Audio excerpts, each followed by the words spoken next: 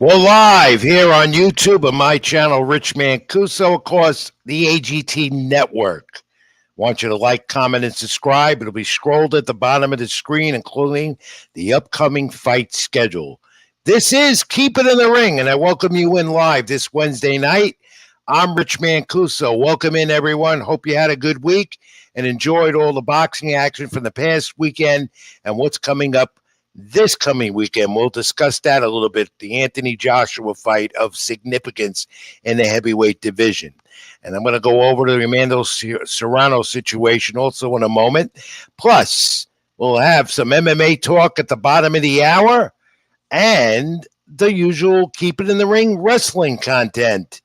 I'm going to go over AEW Revolution, Sting's retirement, and WWE WrestleMania with a little tease on that as well. So stay tuned for the next hour or so.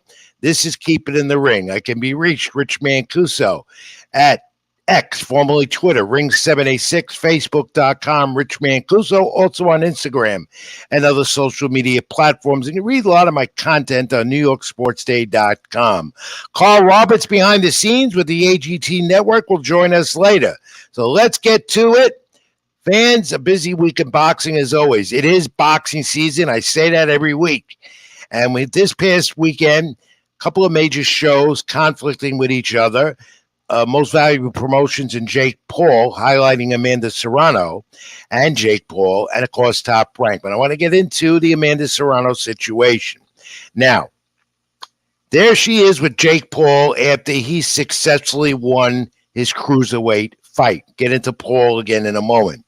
Serrano with the sunglasses. You all know what happened. Before she could get the gloves put on, whatever. After Paul's fight, all of a sudden we're expecting Serrano and Nina Minky, so Serrano could defend her female featherweight titles, unified titles. But we get this, the shocker. Amanda Serrano was not allowed to fight due to a bad cornea, sustained supposedly, as they say, the day before as she was getting her hair done. Now, there's the statement from Most Valuable Promotions. I'm going to get to that as well. Carl, go back to Serrano a second. I want to show Serrano and Jake Paul once again before we get into the whole ending of this. Serrano also in the ring with Felix Trinidad. Here at the Coliseum in Puerto Rico, the Hall of Famer consoling her with Jake Paul. At the sold-out Coliseum in San Juan, described as the biggest boxing event in Puerto Rican history. And it was live in Puerto Rico. Sold-out capacity crowd. Gets her hair done the day before, sustained a scratched cornea. 12 hours or so prior, or even more than that, she's allowed to weigh in for the fight. And the fight is scheduled. Both fighters weigh in. But then, fight night, we know nothing. And then, as she gets in the ring for the main event, thinking we're getting ready for the main event, we get that again. Carl, go back to it. Go back to that photo of Jake Paul and Amanda Serrano. Serrano visibly upset, explained to the sold-out crowd how disappointed this was, that she wanted to fight. But the commission there in Puerto Rico and the doctors said, no, Jake Paul went with the decision. As much as Serrano contested it, they didn't want her to sustain further injury. Now, a cornea injury is serious, especially for a fighter. You know that, my friends. Ramifications from that could be career-ending. So, apologies all around. Now we go to Jake Paul, and credit to him, and Most Valuable Promotions. There's the statement. Carl, put it up again. Most Valuable Promotions, due to the situation, unfortunate, refunding the sold-out crowd at the Coliseum there in San Juan, Puerto Rico. Good move by Jake Paul, who I don't agree with totally in a lot of things. Great move by the promotion to do that. Disappointing fans had a reason to get a refund, and so they will get it. And I'm hearing from my people in San Juan, Puerto Rico, many in that sold-out crowd on Saturday night in San Juan have put in for that refund, which should be. It was only right. My question with all of this, if Amanda Serrano, who I have uttermost respect for, who's done a lot to propel female boxing, if Amanda Serrano sustained this injury many hours prior to the weigh-in, why was she allowed to weigh in? We're hearing that wasn't the case, but I suspect not. And then we get the long-awaited journey to ending of the show after Jake Paul is victorious and Amanda Serrano and Jake Paul in the ring, they would Felix Trinidad, announcing there would be no fight. For that, I can't explain. For that, there is no explanation because you weighed in the day before, you were medically cleared. Supposedly, that's what they do with all athletic commissions and state control boards that run boxing and contact sports in the United States. So I cannot explain how they could have not announced this prior than they knowing full well that she wasn't going to fight. The only exception is they didn't want to disappoint a sold-out crowd. They did not want fireworks to erupt in that sold-out crowd because that could have been possible. And Amanda Serrano wanted to make her statement in the ring. And there in turn, that's what occurred. Our hopes are that Amanda Serrano will heal properly, get back in the ring. They say that the match with Menke and Serrano will occur down the line. Who knows when? A cornea injury to a fighter is very severe and could be very career threatening. So that awaits to be seen, my friends. In the meantime, this was a blow to the sport. Not because Amanda Serrano was not able to fight. It's the way this was handled. And for female boxing, damaging or not, what is your opinion? I want you to like, comment, and subscribe, especially on my YouTube channel and social media forums. And here, please like, comment, and subscribe to the program. But we move on and talk about Jake Paul's fight. He's getting better, and he seems like he's saying he is getting better, and he shows that he is better. He easily handled the first-round KO Brian Boland, and we saw a very, very determined Jake Paul in the ring, and Ryan Boland maybe been a little bit too intimidated.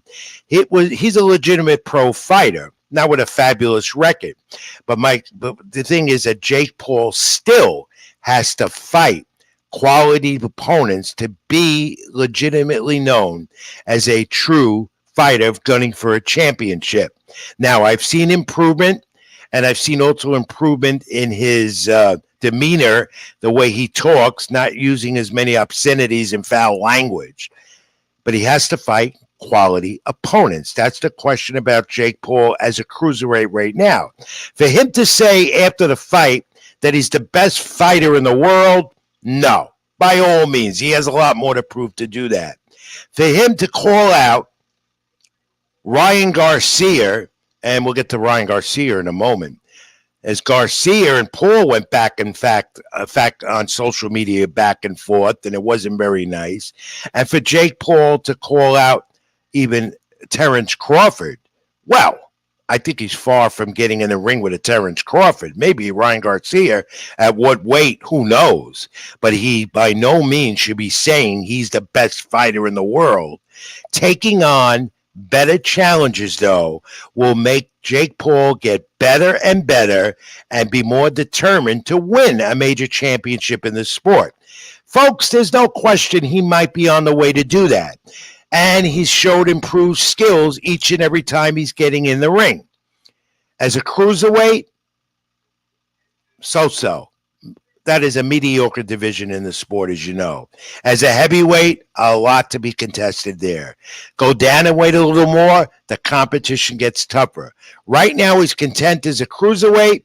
Right now, he shows that he's an improved fighter, and Jake Paul has a tremendous right and good footwork and style in the ring.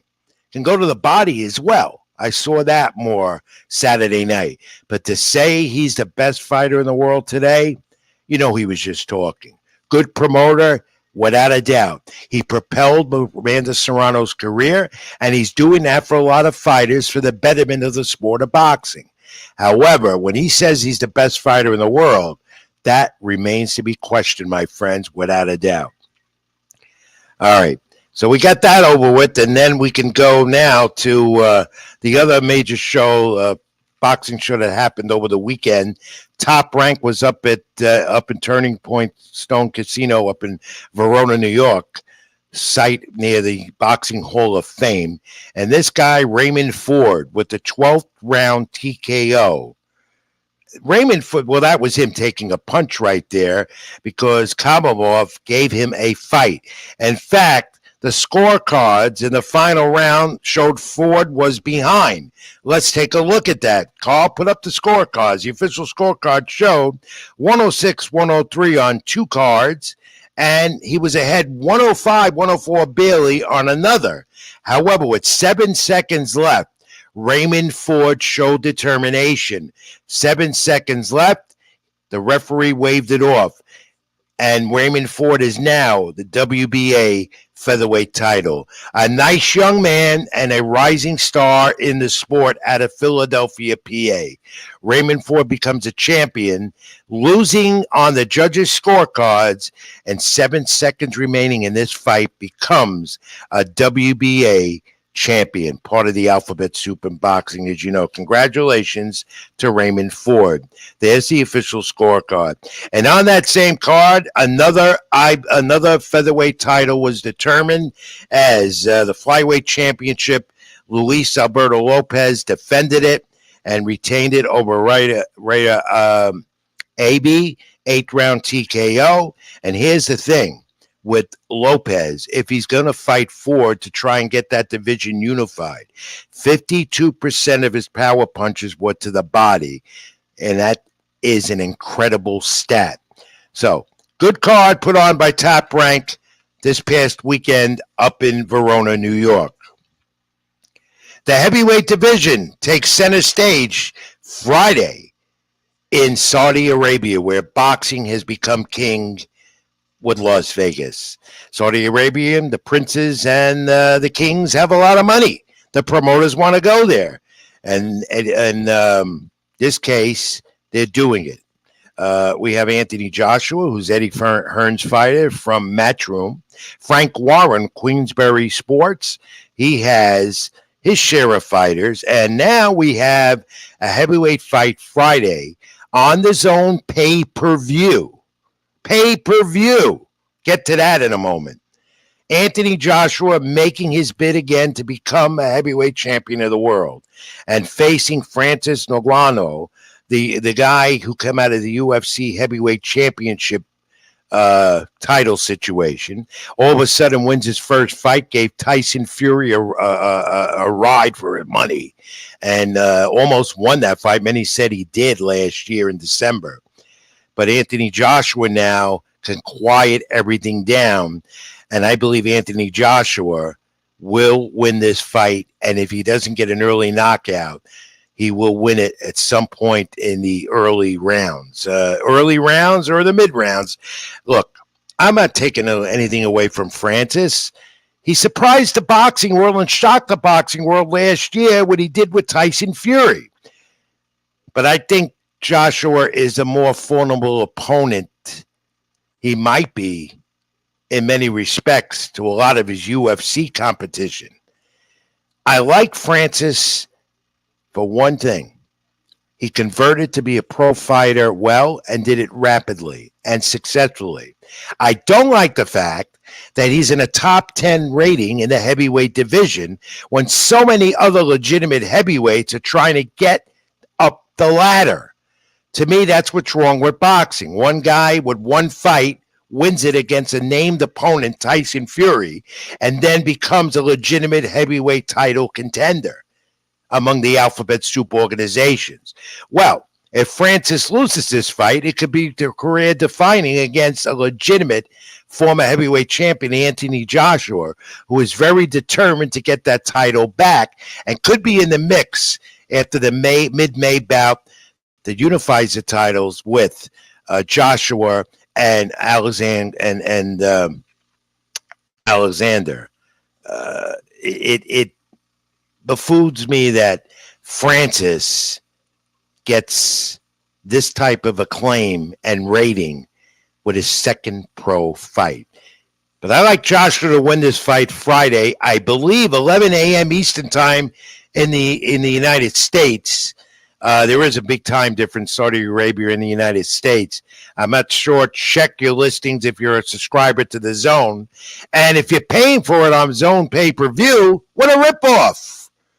Boxing has become the streaming business with all the streaming networks, yet you pay a yearly subscription or a monthly subscription to watch their fights on all the streaming networks, and then the audacity that you have to pay more, upwards of $40 or $75 to watch on pay-per-view. Now you wonder why the sport is in so much disarray. How can you expect an average boxing fan who's so committed to the sport to subscribe to a streaming service at upwards of, what is it? I don't know. I don't know what the prices are because I don't subscribe to any of them. All right? And then pay per view at the same time when it's going to be a part of your network. Ridiculous, outrageous. What do you think? Let me know in the comment section. Again, like, comment, and subscribe. But Anthony Joshua tomorrow night, also on that card in Saudi Arabia, the young man, Ray Vargas, for the vacant WBC featherweight title. If you're paying for it, good luck. Enjoy. Should be a good card. But again, I expect Joshua to win this fight and go on and seek that heavyweight championship once again. All right, moving on. And boy, oh boy, we move on with this guy all the time, don't we? Ryan Garcia. What's going on with this young man? Many say that he's lost it mentally. Many say that Ryan Garcia and Devin Haney may not ever get to fight on April 20th, that there's something mentally really wrong with Ryan Garcia, or is this just hype to the big fight? Or is this just the way Ryan Garcia promotes a big fight? Well, we had a video that he posted on Twitter, now X, and on his Instagram page where he has over 1.5 million subscribers. Good for him. Where he was in jail or outside jail and complaining, and why is he there? Why am I arrested? Well, we don't know that he was arrested, but why was he sitting in a police station, supposedly in Las Vegas, where he lives? And then rambling on and on as he's been doing on X, including this yesterday. Take a look at this, my friends. Look at this. What is he saying? What is Ryan Garcia saying there, especially at the bottom? An earthquake will strike in Los Angeles, destroy Hollywood and Las Vegas. And look at those other comments before that. These are the things that Ryan Garcia has been sending out on social media. Things like this. You wonder, where is his mental state of mind at this point? And then he continues to jab on social media with Devin Haney, who's going right into it, falling into the trap. If the fight occurs April 20th, and I have my doubts because of Ryan Garcia might not be in a mental state. It looks like he might be on the verge of a breakdown. I hope not. I hope for his well-being. But if the fight occurs, this will be mega. I expect Haney to win it, and we'll continue to analyze this in the weeks to come before we reach April 20th if we get there with these two. But there's certainly concern right now, my friends, about the mental well-being and health of Ryan Garcia based on his social media messages. They are cryptic. They are very disturbing. And you wonder what's going through this young man's head with all the money he has and all the money he spends and living a great life and claiming to be the best fighter at 140.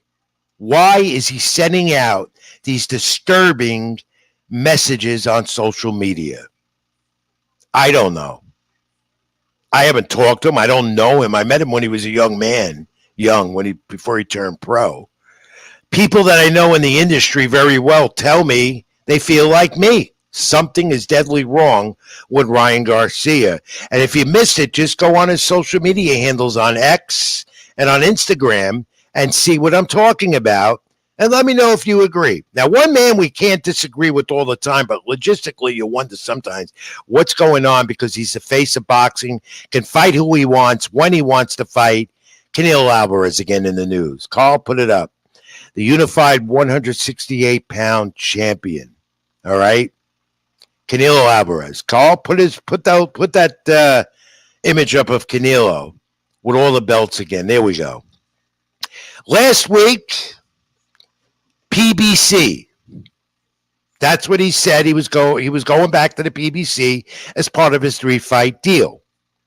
Now, a couple of days ago, Canelo Alvarez in the boxing world discovers, all right, is he going to the zone, back to the zone? Logistically, I don't understand him either. Mentally, I don't understand what's going on with Canelo Alvarez. Now, he's back with the zone, and they say May 4th in Vegas against Jaime Munguia, Mexico against Mexico, which will be a great fight. Or is he going to have Edgar Berlanger in September? He fights 2 times a year. Cinco de Mayo weekend. Looks like Jaime Munguia, but is he with the PBC or is he with the zone? Now, if he goes to the PBC, that's where David Benavidez is, but Benavidez is done with Canelo. He's moved up to 175, saying that Canelo and him, that Canelo had been avoiding him. But Canelo says that he'd avoided Benavidez. He says he hasn't. He said he don't want to fight him because because he doesn't want a 50-50 split, Canelo said, of the purse. Go figure. In the meantime, what network do we find Canelo Alvarez? Is it with the PBC on Amazon Prime with their new deal? Or is he back on the zone? I'm confused, and I'm pretty well versed in the boxing industry to know what's going on. Well, it looks like, from all reports, he's going back to the zone. And he's his own promoter, so he can do what he wants. And Jaime Munguia will probably be the opponent on May 4th. But, again, to be determined. All right, I know we had a comment come up there on the screen. I'd like you to comment also, being that we're live. Whoever it was, I got back to it. Who was that call? Says, "What's up, Rich?" And who was that? I can't read the name with my vision from this far, bro. But thanks for watching, and keep watching and comment that you will as we keep it in the ring here every week, live on the AGT network and my YouTube channel, Rich Mancuso. All right, let's move on from this Canelo Alvarez situation and the Ryan Garcia situation and talk about some of the upcoming fights ahead, ESPN and otherwise, because those guys are always making news.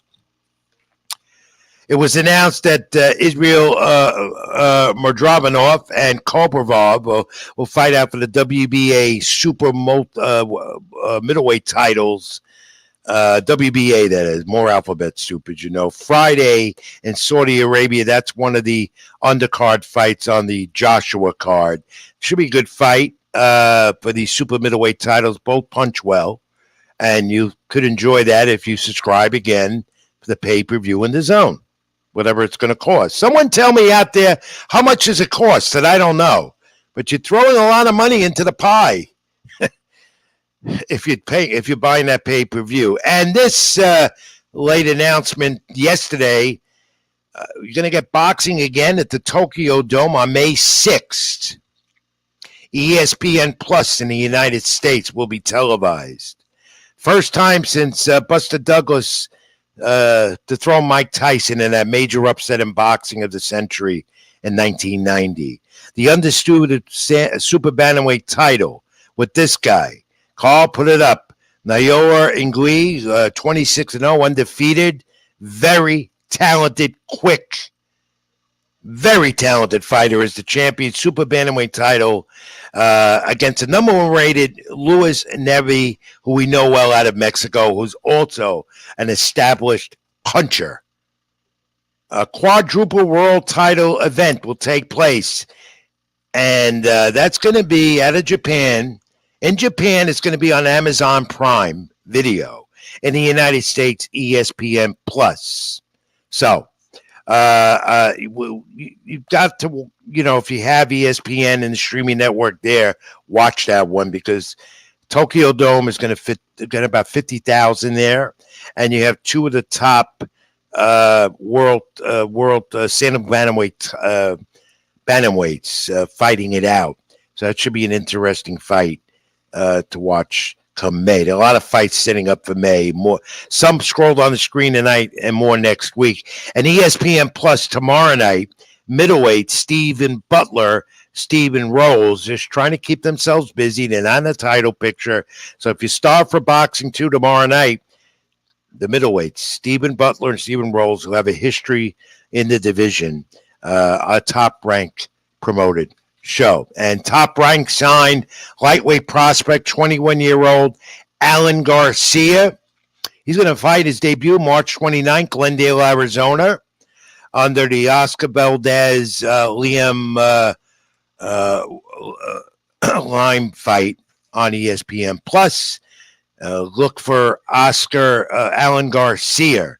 Want to be one of the next promising youngsters in the sport at 21 years of age. So a lot of boxing news to recap and look at in his first few minutes of the program, and more to come later. And of course, next week, I have a big announcement about next week. You'll find out at the end of the show if you don't already know.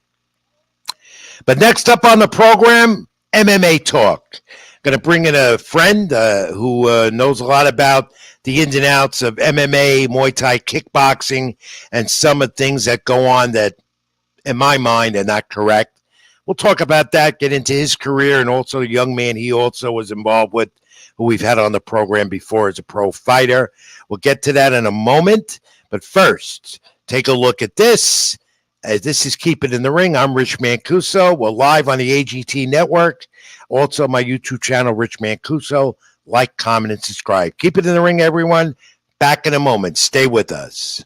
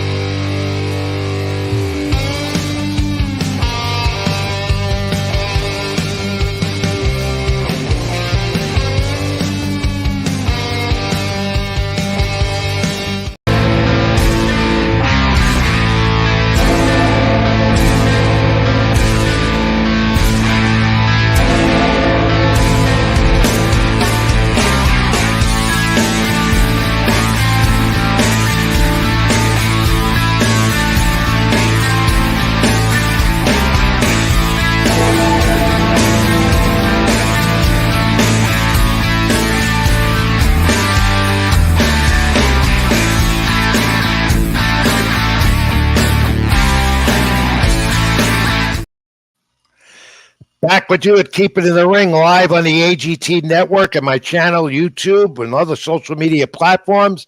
Rich Mancuso with you. My social media handles scrolled at the bottom of the screen. Reach me on X, formerly Twitter, Ring786, and Facebook.com, Rich Mancuso. Also scrolled, you see some of the major upcoming fights in the next week or so. Thanks for being a supporter of the program each and every week. We're live now. We'll be back again live next week. Tell you about that as when we conclude the program in the next half hour. And someone commented, Rich, stop botching up names. Well, you know what? I'm known for that. I'm sorry if I do, but I try and correct myself. And, that's been a flaw of mine the last couple of years. And, yeah, we all make mistakes, and I make them. But you get the idea. You know who I'm talking about, right? Regardless, right? Anyway, we move on, and we go a little MMA talk now. And who we got a comment? Rich, how are you doing? Keeping up the great work. You're doing like watching it. Thank you very much.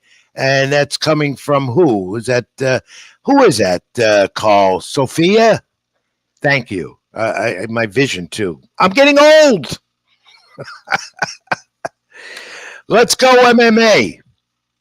Let's talk to this young man. He's up in Westchester, New York. Carl, do we have him? Carlos Nunez. No guest yet. Carl, he's not yet. there yet. No, All right, sir. I want to. He didn't log in yet. All right, I have to send him a message, a text message, and if not, we'll take another brief break and line him up. I'm going to talk MMA on the amateur side and a little MMA kickboxing, Muay Thai that Carlos Nunez knows a lot about. He's a promoter and a trainer up in Westchester, New York, but he travels often to Ecuador, and fighters all over the world want him to train them. He also promotes some great shows up in Westchester and surrounding areas. And he's logging in right now. I just got a message from him. So we'll hang on and talk to Carlos as soon as he gets there. Fans, what you're going to hear right now might be controversial from Carlos because he's on social media every day. And he on his Instagram and on his Facebook, and he does send a message out, whether you agree with him or not, about the inequities and unfairness and things that are not right in contact sports, in particular with Muay Thai boxing, kickboxing, and MMA. He's had some great experiences, not to his liking, but mostly good experiences he's had. And as soon as Carlos comes on, we'll get into the conversation. He said he's logging on, and I hope he can. Otherwise, we're going to take a break and see that he does get on with us. Carlos is an interesting, well-spoken individual from Ecuador. Has an immense background in Muay Thai kickboxing and MMA. He's also a professional fighter. I met him about 2 years ago on the first Abella boxing show where he was on the card. And that's how we got to know each other. Finding out that he was a kickboxer and MMA fighter, and then does the conversion, goes back and forth, and does it pretty well. Trains every day. He's in great shape, and he's worked out and trained in numerous facilities up in Westchester County. We still don't have him. We're trying to line him up. Carl, what I want to do is, rather than babble on and on, let's take another brief time out, show the sponsor, and then I'll get Carlos for sure. I'll find out where he's at. I know he's trying to log in. We're live, folks. This happens. So stay with us. I'm Rich Mancuso. This is Keep It in the Ring. We're going to try and line up Carlos Nunez. Back in a moment.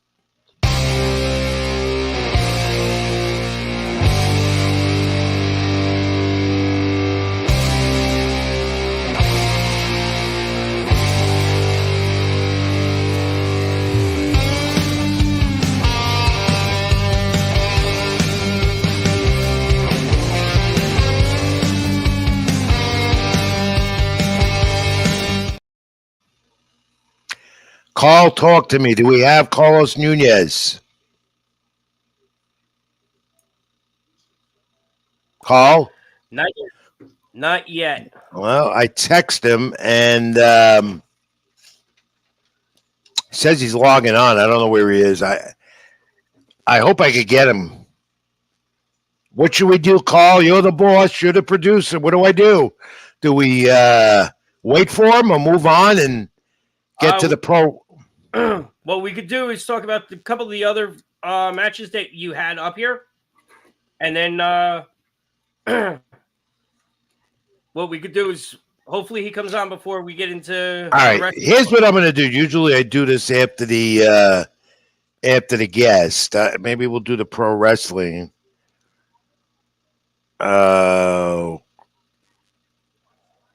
Okay. Let me do this.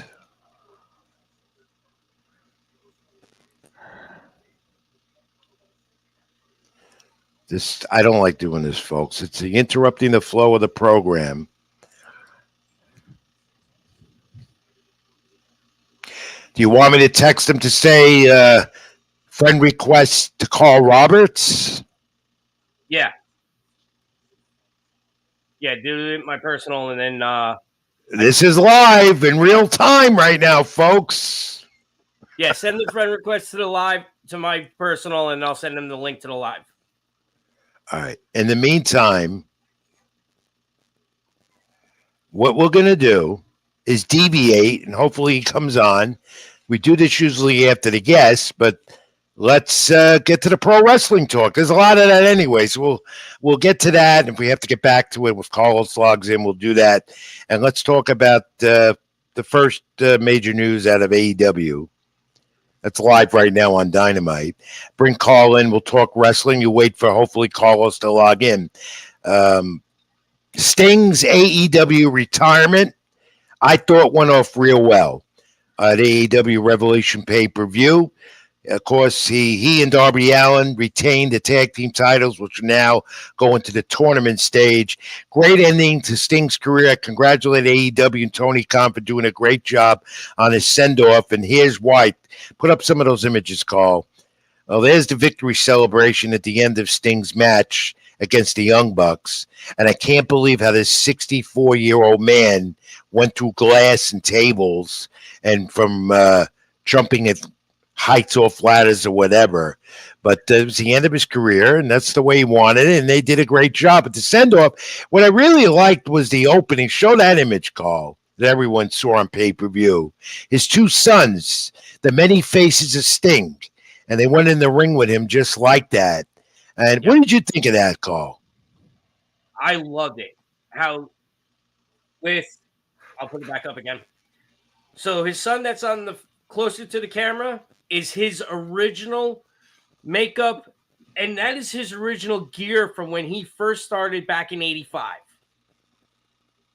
Then you had his son, which is in the background of when he was with WCW and when he went to the NWO, the Wolfpack side of it.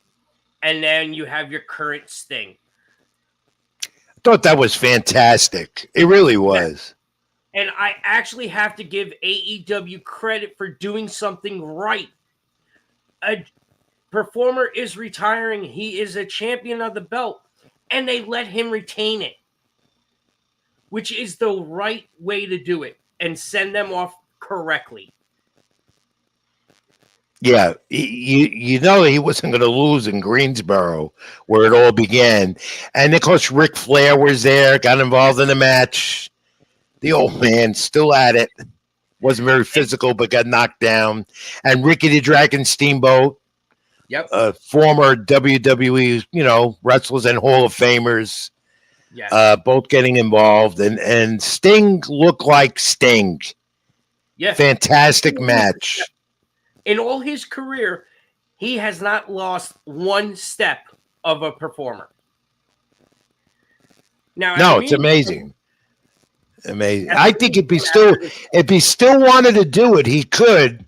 And Tony Khan wants him to stay in the company in some capacity, and I think he will. Right. He doesn't want to be a manager. He doesn't want to be one of those.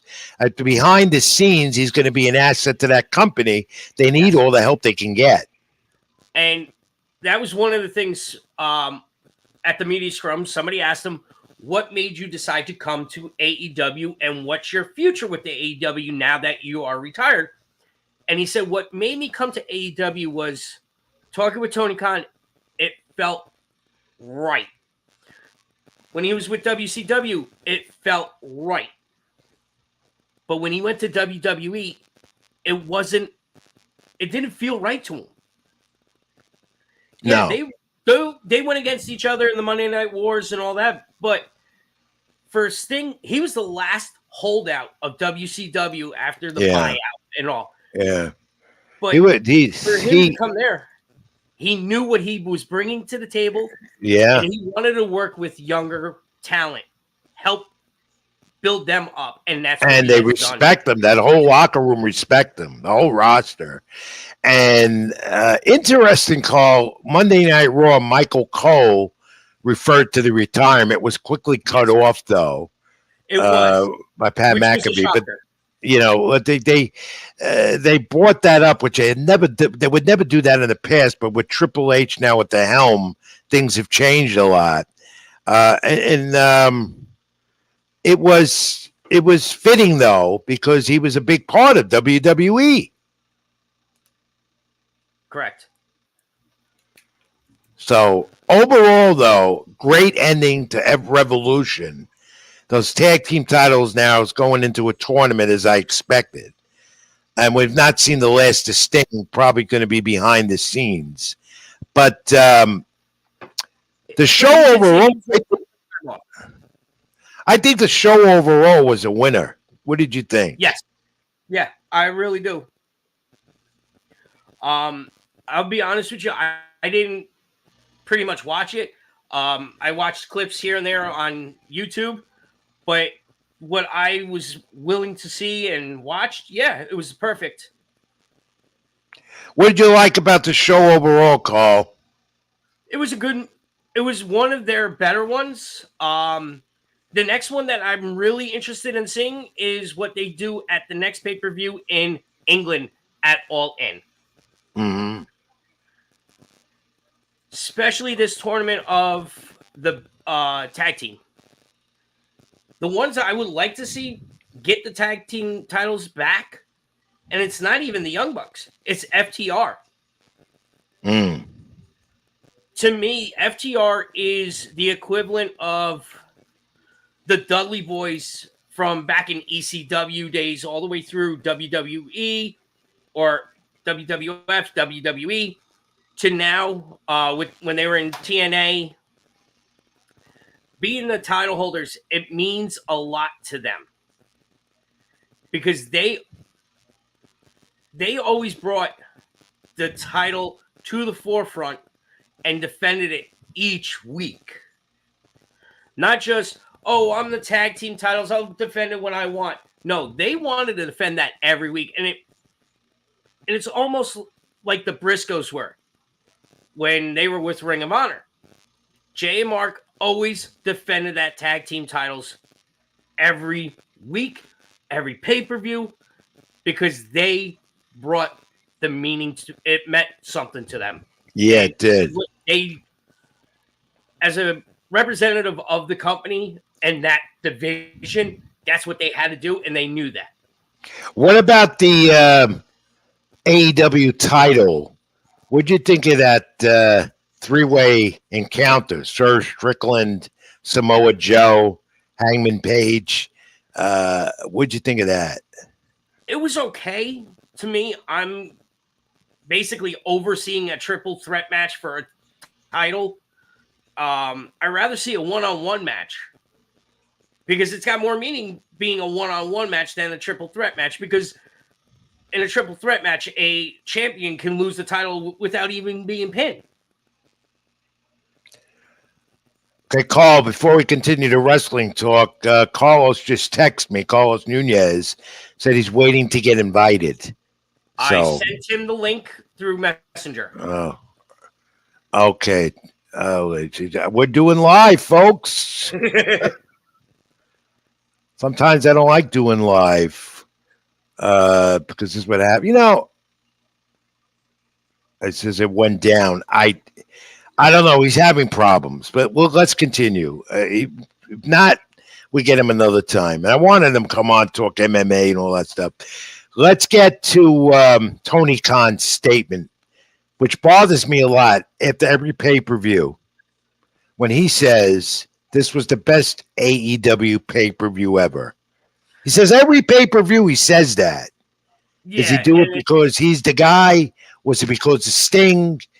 Let's face it, it was a good event, a great event.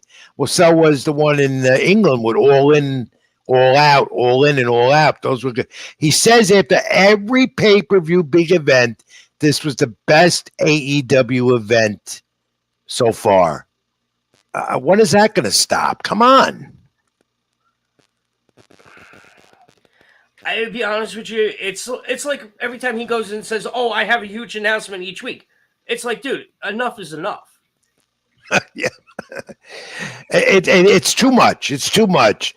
Yeah. Your opinion right now is AEW. No, their ratings are not that great. I mean, the three shows that they have, Carl, Dynamite tonight, Rampage on Friday, which is always pre-taped, and you know what's going to spoil alerts all the time. Collision on Saturday. Collision's ratings have been a little better, But Dynamite never gets more than 1 million. I mean, look, WWE wins those ratings every week commandingly. What is the state of AEW now in about their 5th year of operation? What do you think? I'm be honest with you. I think that AEW, in a way, is going the same route that WCW was going at the end of their run. Too many announcements. Almost the same matches each week. Got to change everything up. Yeah, When they I first agree. started, it was amazing. You couldn't ask for. It was something new. So yeah, everybody flocked to it. Yeah, the ratings weren't there, but all of a sudden they started building up, and then something happened, and they all dropped. And a lot of their talent, whether they're injured or not, like we don't see Jungle Boy, Jungle Boy's Jack gone. Jack Perry, you know. He's actually now over in New Japan. He ripped up his contract. You know, MJF is a big part of that. I don't know where he's going to end up going after his long time off. Still a lot of rumors he might sign with WWE. Could very well be if he gets the right deal. But guys sometimes disappear from the roster. Names that you have known to seen, and then there's no clue where they are. Are they still in the contract? Are they hurt? Well, here's the other problem AEW did at the beginning. They went and signed all these talents, and they did nothing with them. Yeah. Now, I personally know one of the talents that actually got signed with AEW. They use them here and there, but all of a sudden they disappeared. They went to Ring of Honor.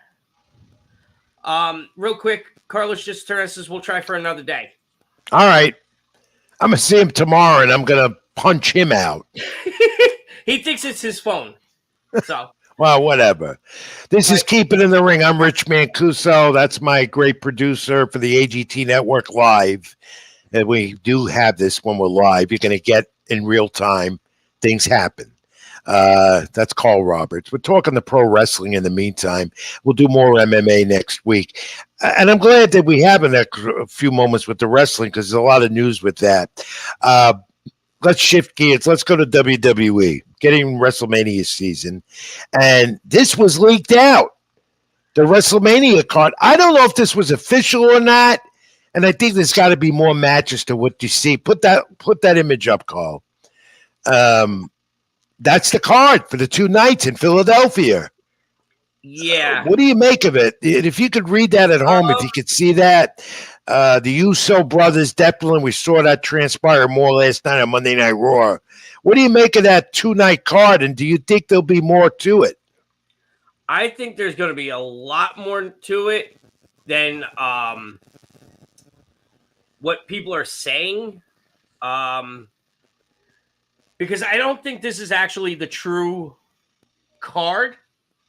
But there is a match that is happening on night 1 that a lot of people are talking about now. And it was confirmed last week. It is Roman Reigns and The Rock versus Cody Rhodes and Seth Rollins on well, they've been talking about that we've been hearing that for weeks. It is finally. Confirmed. It is finally. Finally, as The Rock says. Yes. But there's a stipulation to that smack. Yeah. So what do you think's going to happen out of that stipulation? Because we know on SmackDown Friday night, they're confronting each other, the 4 of them. And we know what's going to happen. The match is made.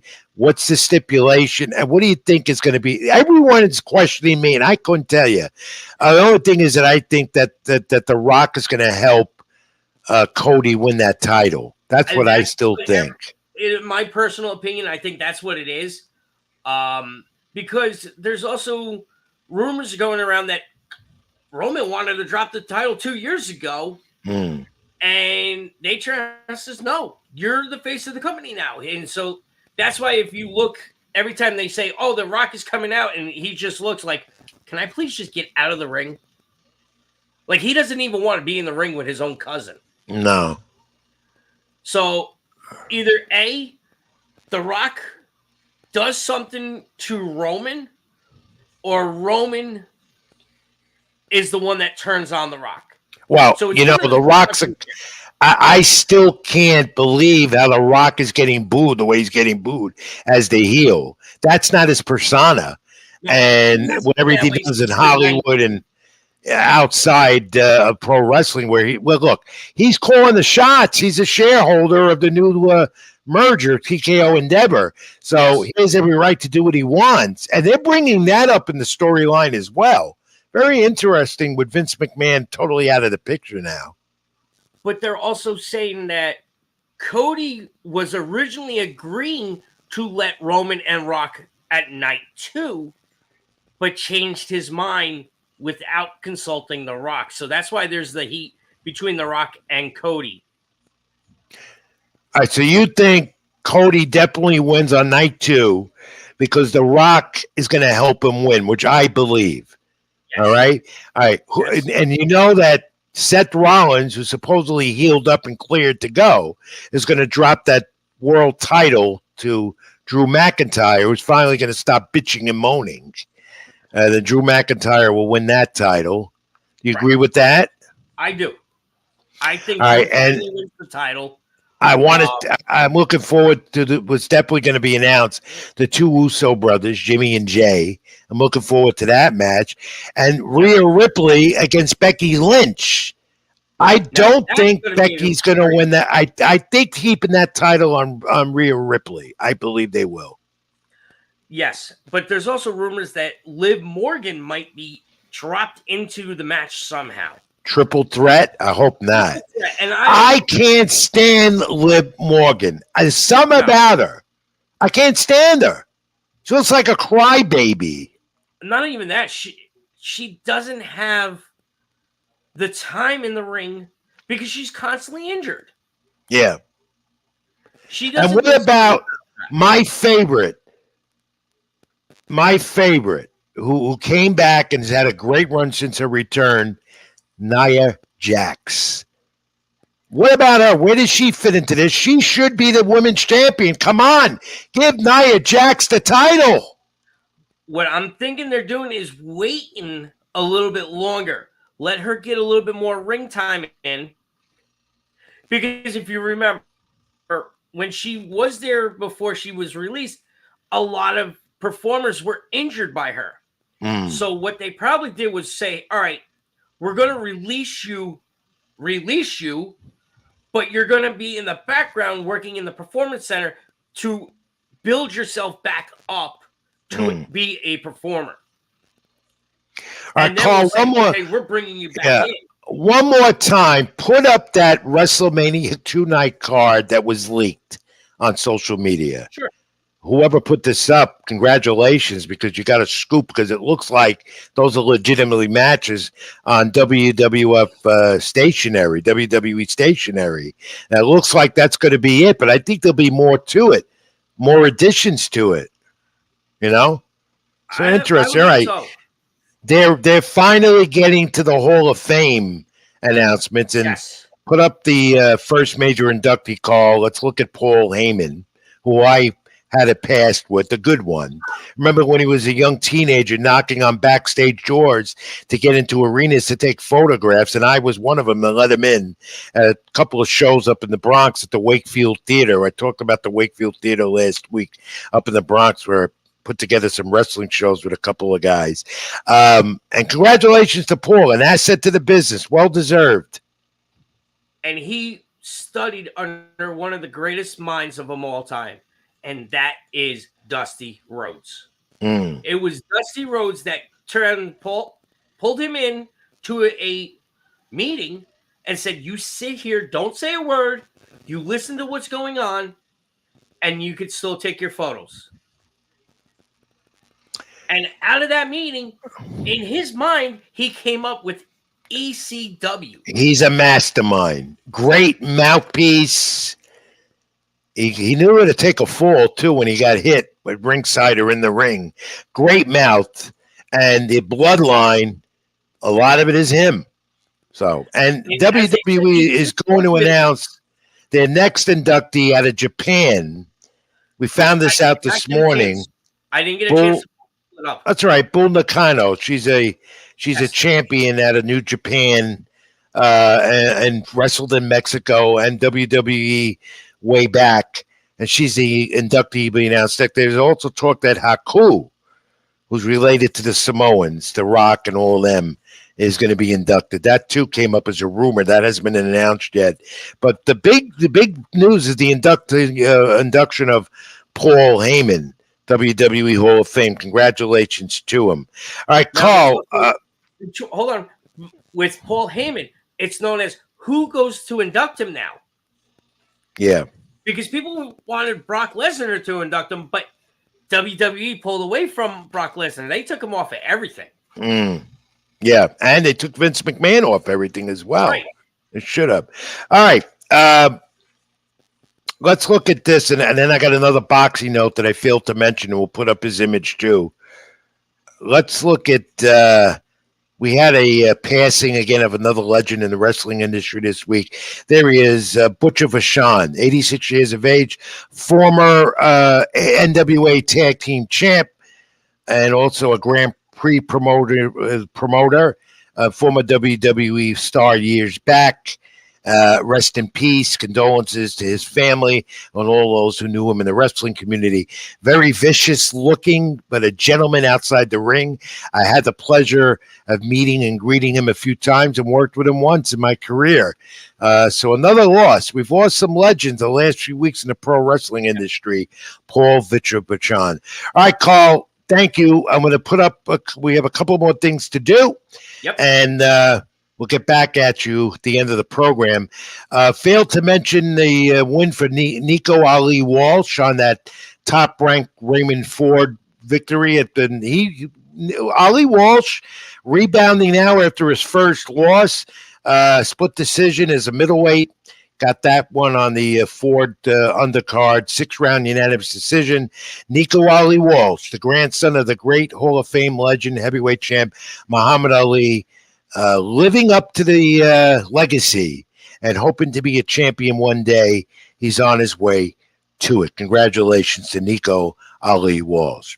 All right, sorry we couldn't get Carlos Nunez on the program this week. We got to line him up. Like I said, he's a mouthful of information about things that are going wrong on the amateur end of Muay Thai kickboxing, so MMA amateur events. Also talks about his boxing career at 41 years of age, back and forth. He's in great shape up in Westchester, New York. We'll get Carlos on. He had some technical glitches, and that's going to happen too when you go live, my friends, as we were this week. All right. So that brings us to the end of the program. Thank you for watching and always tuning in. My social media handles at the bottom of the screen. Again, X, formerly Twitter, Rich Mancuso, Facebook.com, Rich Mancuso, among my social media platforms. Please comment and most of all, subscribe. Like, subscribe. That's what I'd love you to do on my YouTube channel, Rich Mancuso.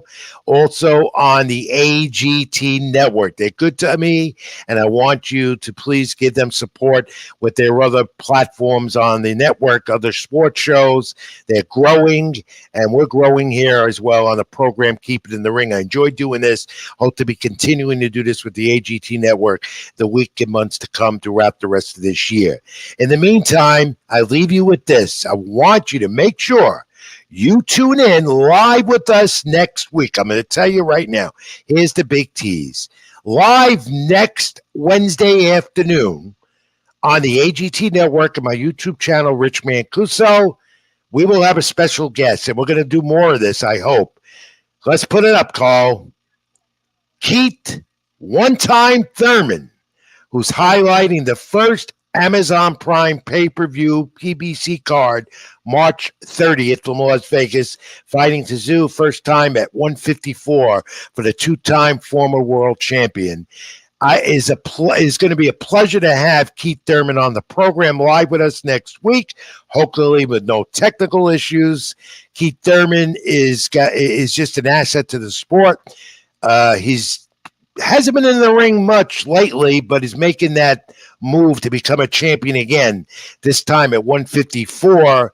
And we'll have him live here on the program with us next week. He's doing the media tour, and I was very fortunate and happy to get him to be with us next Wednesday afternoon live here, 4 p.m. on the AGT network and my channel, YouTube, here at Keep It in the Ring. So make sure you schedule that, tune in. If you miss it live, of course, you'll get it on what they call live to tape all over YouTube and the AGT network as well. So looking forward to that next week. Hope you are as well. Thank you for watching, my friends. Always a pleasure being with you here every week. A lot going on in boxing. Enjoy the Joshua fight tomorrow, Friday, at whatever time it is if you're watching it. My best again to Amanda Serrano, and I hope she recovers and heals well so we could see this great fighting female champion back in the ring real soon. Till next week, my friends, make sure you take care of yourself, be well, stay with us, stay in contact. See you next week live, 4 p.m. for more Keep It in the Ring. I'm Rich Mancuso, everyone. Take care. Thanks for being with me this week.